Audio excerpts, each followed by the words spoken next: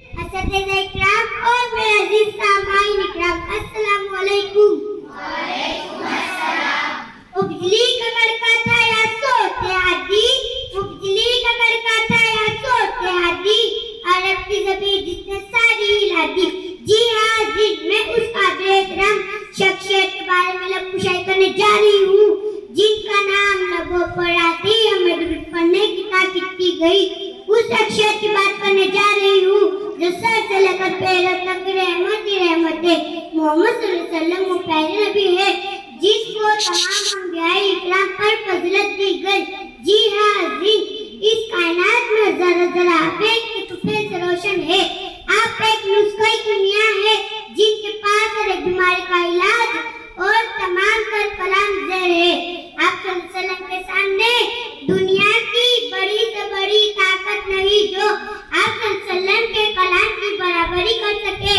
اللہ تعالیٰ نے ہمیں کیسے سارے بڑے کامل عطا کیا جس نے دنیا کے ہر برائی کو مٹا کر رکھ دیا، شرک اور کفر کو مٹی میں ملا دیا، جہالت کو ختم کر دیا۔ جناب صدر ہر مومن کی ذات مغوم ہے جو ذات کی مان اور اعتقاد کا منبع ہے۔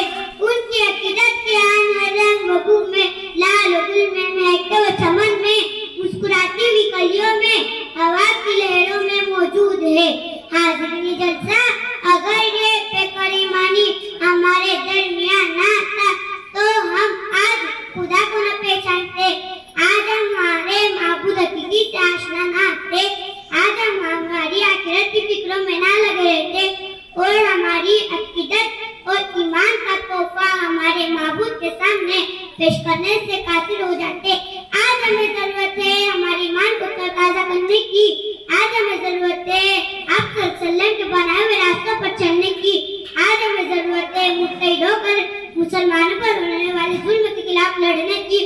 اور یہ اس وقت ممکن ہے جب ہم آپ صلی اللہ علیہ وسلم کے سیرت اور قرآن کو مضبوطی سے پکڑیں گے کہ محمد سے وفا تونے ہم تیرے ہیں، کہ محمد سے وفا تونے ہم تیرے ہیں، کہ جہاں چیزیں گلو قلم تیرے ہیں۔ قوت عشق سے ہر پست کو بالا کر دے، قوت عشق سے ہر پست کو بالا کر دے، ذہن میں اسم محمد سے اجالا کر دے۔ اتنے کے کلمہ اپنی تقریر ختم کرتی ہوں۔ السلام علیکم، خدا حافظ۔